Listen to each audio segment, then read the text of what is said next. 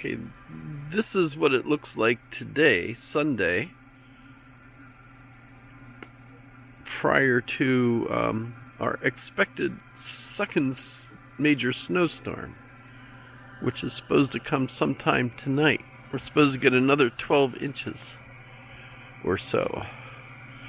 But as you can see, I haven't cleaned off the roof of the van. I did clean off the windows the one sunny day we had after the last snowstorm, but as you can see, then it snowed more.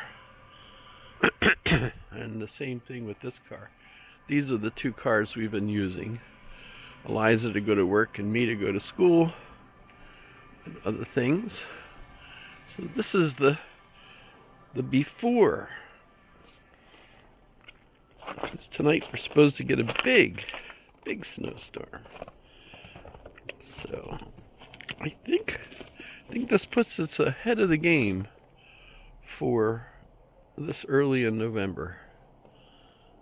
If you figure we can get a rough average of about 6 foot of snow for the whole winter, we've already got 20 inches. And if we get another 12 inches, that's 32 inches.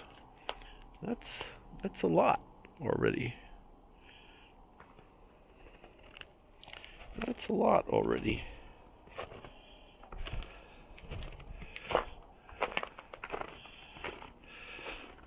But the plows have been doing pretty good here. As you can see, our roads are clear.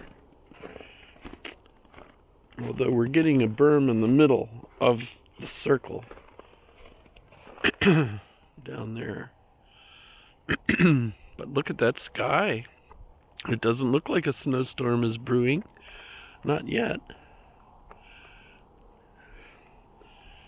How are the trees going to do? Because our trees seem to have held up for the first couple of snowstorms. But we'll see if we get a lot of heavy wet snow tonight, what that will do. And that's the status. My status so far.